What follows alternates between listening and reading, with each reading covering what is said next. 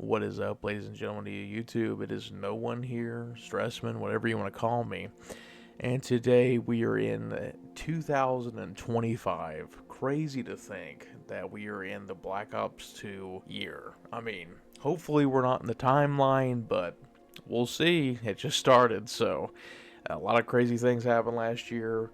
And one of the things that happened last year, which I alluded to in my update video, is I set a challenge for myself on New Year's last year. It actually came into my head. I thought it went from the Letterboxd app because I use a Letterboxd. I'll put up my profile right here, and that way you can go and look at the list that I created here, and you can get more of a reference. And I'll explain later what I'm doing in this video. It'll probably be in the title as well, but I, thought I'd received an email the night after New Year's, which, I mean, Lord knows why I thought that, bringing in the new year, but I texted Israel. You all know Israel. He plays video games with me. He's been in, some Fortnite videos, YouTube videos. You know him if you watch the channel, but we both really like watching movies, and he's the one that got me into Letterboxd, so I thought I received an email from Letterboxd saying, hey, here's this challenge, we challenge you to watch 200 new movies this year, and I thought I had saw that, but the email doesn't exist, so I guess I just made it up in my head that night, and ever since then, me and him, went and tried to do the challenge.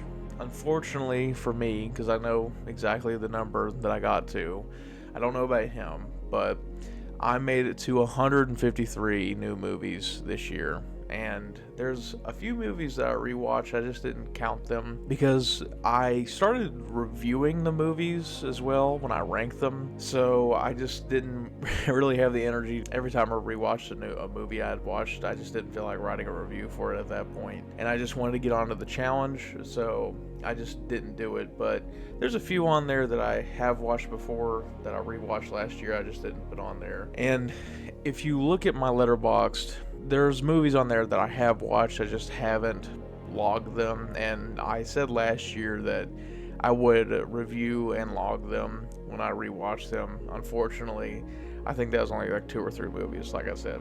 Regardless, the reason why I got on here is because I wanted to go over the challenge and just, how it affected me. And I mean, it's not some big deal, but I guess I just wanted to lay out, how I felt and my thoughts after completing. Well, not completing, but where I got to. So, first, I figured I wanted to go into a category here, and, if anyone's watching and wanting recommendations from me that I've watched this year, I'll go ahead and do it. Again, keep in mind, these are movies that I had seen for the first time ever.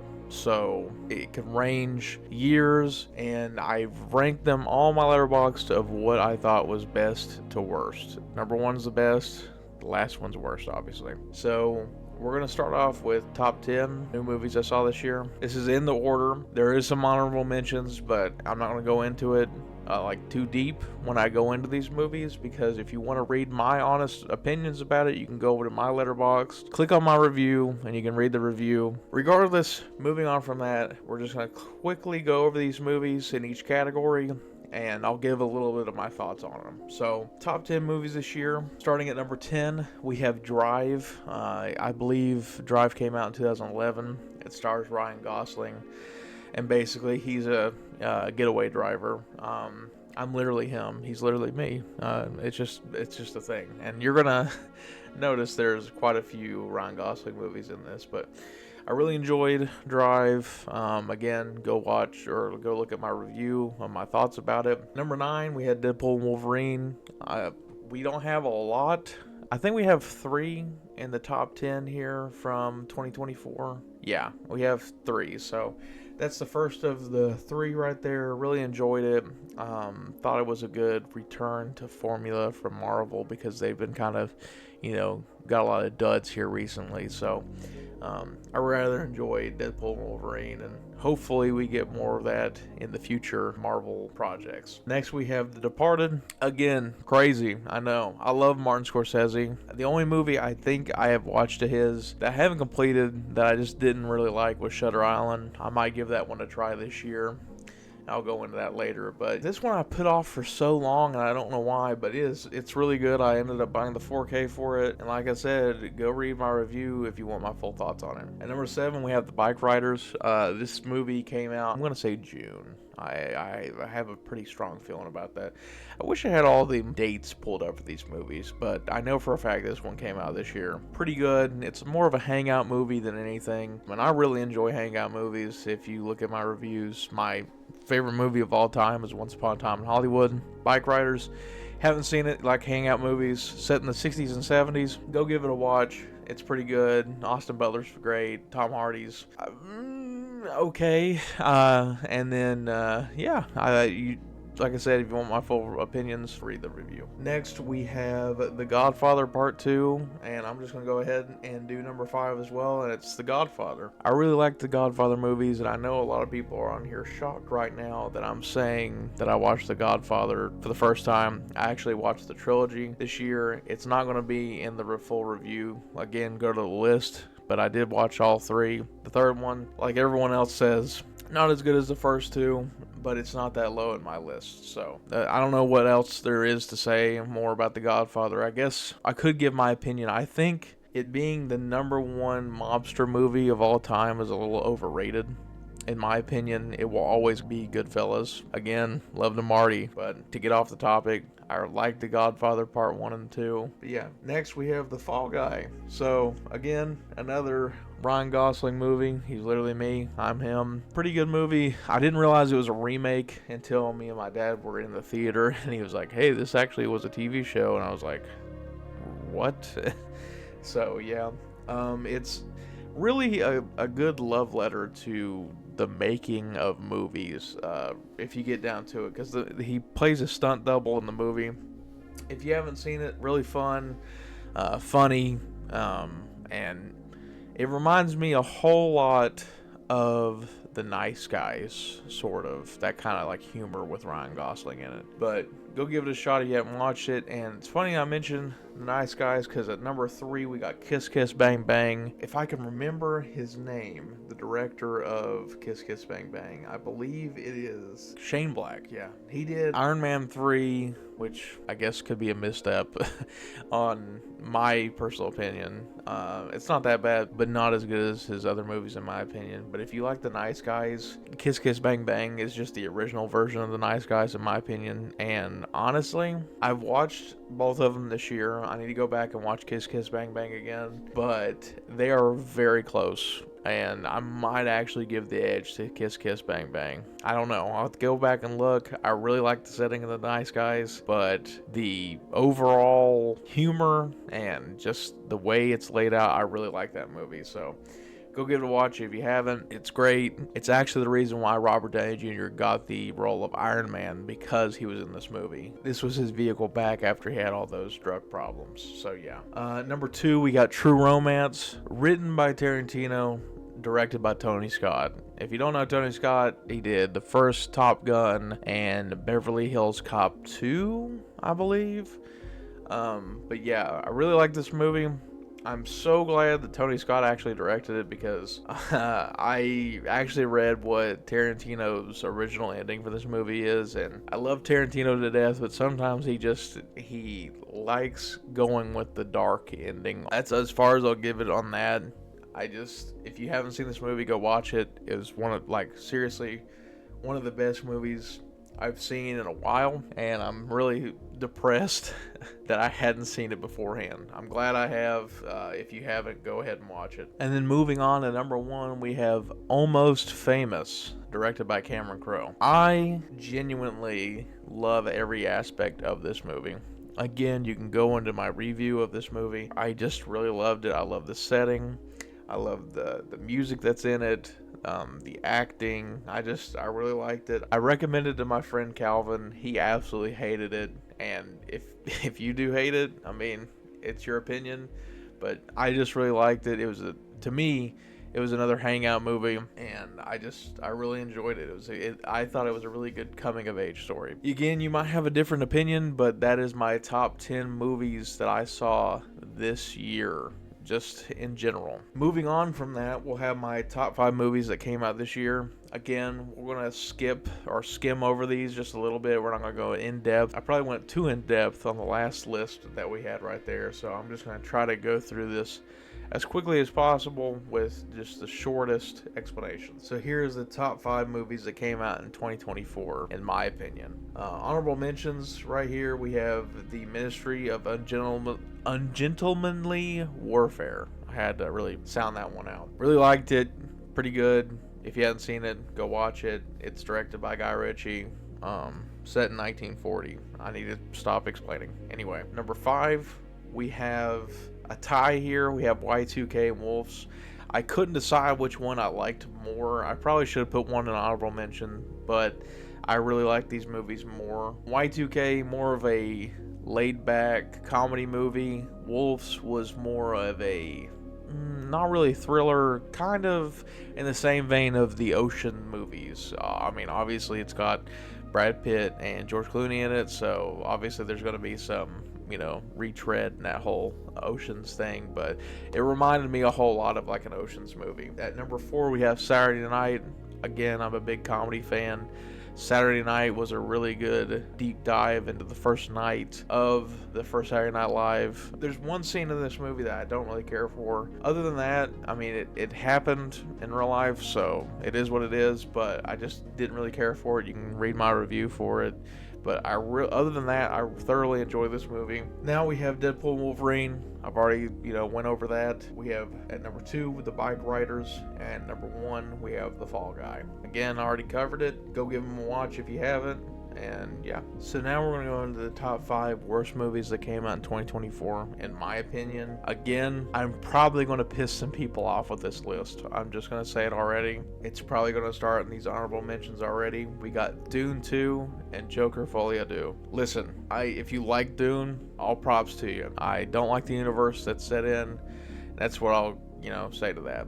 Joker Folie à Deux, severely disappointed. I felt like I was spat in the face. Again, you can read my review of that one as well. But in my eyes, it was a major disappointment for the year. And I know that a lot of people agree with that, but I know some people that personally that don't feel that way and thought it was great. I just didn't really care for it. Now moving into the list, we have 5, Carry On. It's a movie that just came out on Netflix starring Taron Egerton and Jason Bateman. I thought everyone in this movie was really stupid, honestly. I wish I could give it a higher rating, but the writing for the movie and just the CGI just sucked. Then we have Lift, another Netflix movie starring Kevin Hart. Didn't really care for it. 3, we have Trap. I know a lot of people have been seeing this everywhere about how bad it is. They're telling the truth, so yeah. Then we have Venom: The Last Dance. Listen, I love the previous Venom movies. Venom 1 was more of a decent comic book movie. Not the best, not the worst. And then Venom: Let There Be Carnage was just absolutely hilarious. But both of them you could kind of make fun of. This one was just so boring. And yeah, I didn't really care for it. And number 1, the worst movie, in my opinion, that came out in 2024 was Unfrosted. Listen, I'm not the biggest Jerry Seinfeld fan anyway, but that movie was the biggest turd. It was not funny to me at all. I wish it was. So that is my top 5 worst movies that came out in 2024 that I saw. Moving on, we have Guilty Pleasures that I watched in 2024. So number 4, we have Face Off. There's not a lot to say, just the acting is over the top. Mainly these movies you want to watch with friends and make fun of. And these movies, in my opinion, are just great at doing that. At number 3, we have Freddy Got Fingered. I don't think I have to say a lot about that.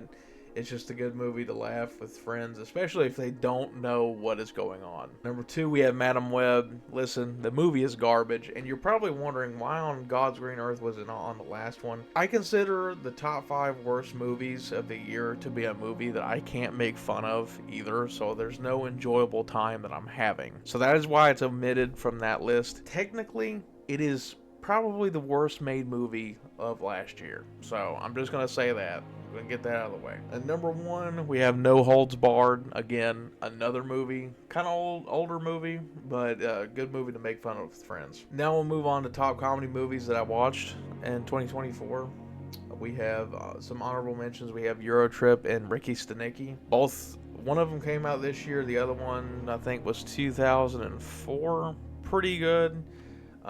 If you want some comedy movies that just like straight up, you don't have to make fun of them, then those are the honorable mentions on there. At number 5, we have Smiley Face. I love Anna Faris, and she is so good in this movie.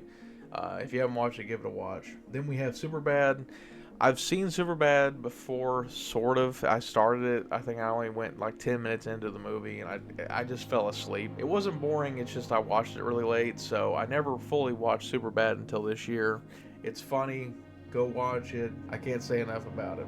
Number 2, we have We're the Millers. Again, another movie that I just never got around to seeing. Really funny. Absolutely loved it. And number 1 was Deadpool and Wolverine. Listen, I know people are going to be like, why is that on top?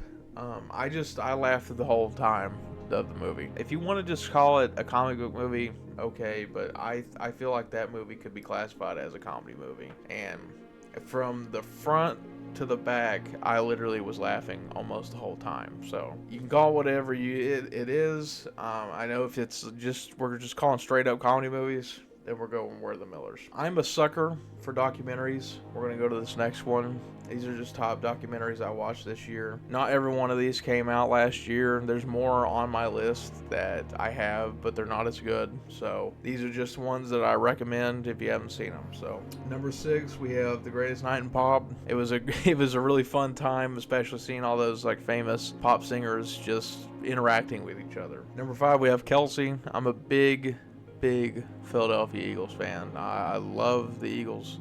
Hope we make it back to the Super Bowl this year. And I really was saddened whenever Jason Kelsey retired this year. And this documentary, I waited a whole year, or I think it was a whole year, to watch it because I was so sad after the Eagles lost in the Super Bowl from the Chiefs that I just couldn't bear to rewatch it. I watched it and cried. And I know that's ridiculous to some people that don't watch football, but it's watching a player, that basically I grew up, like when I started my fandom, to him retiring was just really emotional. So here's another one that you're gonna have to break out the tissue box with.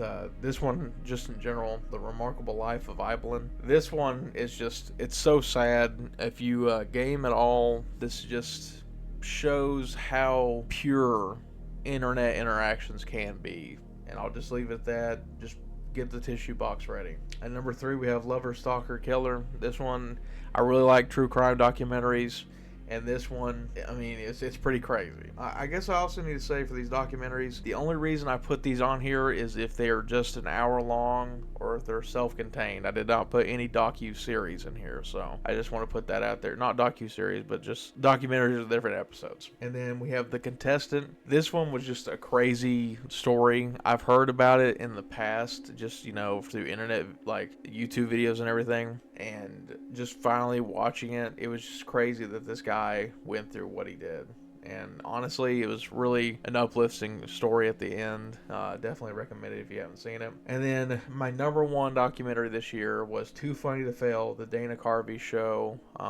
It's just called Too Funny to Fail, and it's about the Dana Carvey show. I didn't know anything about the Dana Carvey show until I watched this documentary. I love Dana Carvey, but this was just such an interesting deep dive. I'd seen the clip of the Diet Mug Root Beer clip, but then that's what ended up getting me to watch it. So if you like documentaries, those are my suggestions. Go watch them. And now we are in the top 10 worst movies that I saw this year. These movies do not have to have came out this past year. They're just movies that I saw this year for the first time. So number 11, again, these are not like the top.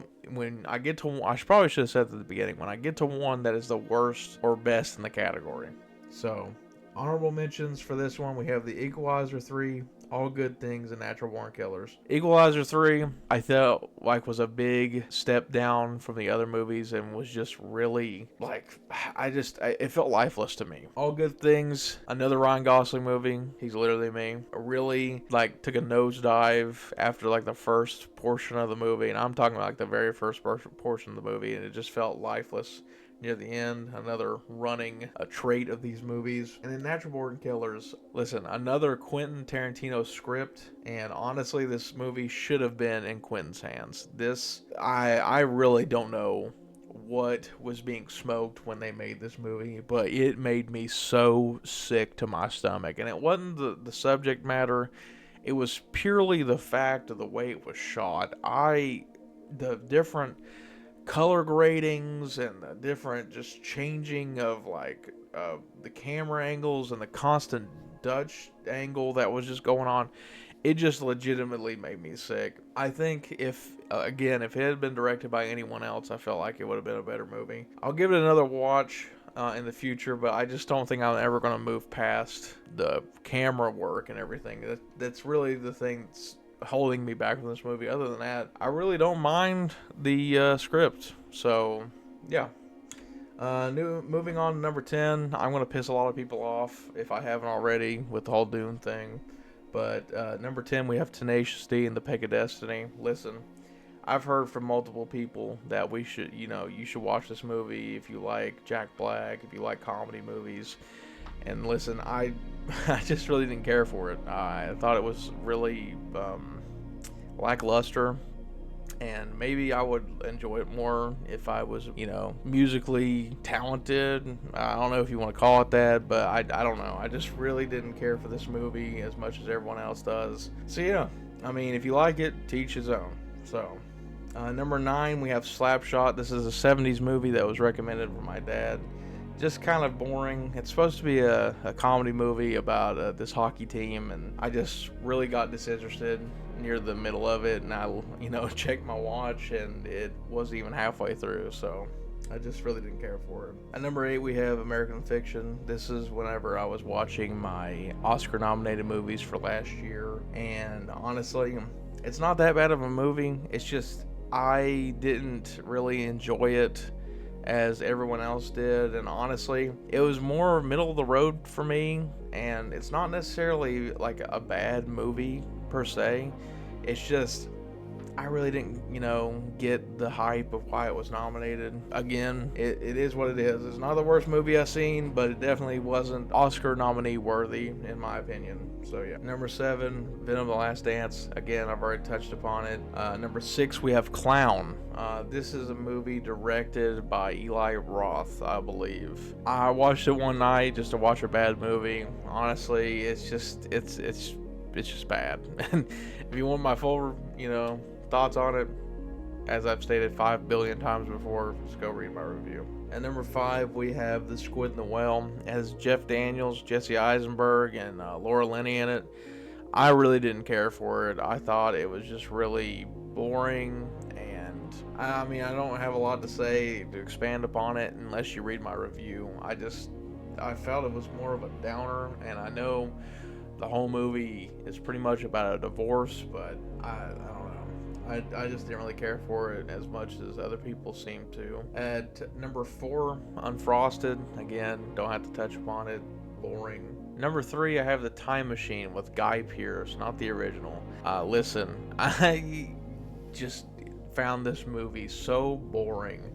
The CGI sucked. I could not wait for this movie to end. At number 2, I have Poor Things. Listen, I do not understand the hype for Poor Things. And anything, I'm surprised that it hasn't got the outrage it should deserve. I don't know if you all know a lot about the movie, but it's just sick to think that what happens in it happens and people are praising it. I'll just give it that. I know it's an allegory, or it's just a representation of something, but it's still sick, and I don't know. I don't know why anyone, really cared about it.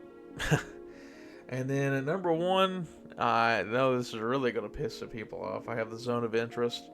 Listen, I know that part of history should be taken seriously. It absolutely should. I like revisiting World War II. I'm a history buff, and honestly, I feel like there's been other movies that done it better. There are ways that raise awareness of everything that happened, and I give an example in the review. Again, I know it's not the best representation of the movie I give, but at least it provides some entertainment value, because again, this is a movie, and I think that even like serious movies should have some entertainment value to it, and I just found nothing in the zone of interest that would keep my interest. Actually, in my review, I believe I ended it with it saying it should have been called the zone of disinterest. It just felt very lackluster to me. There's some really cool shots in it, but other than that, didn't really care for it.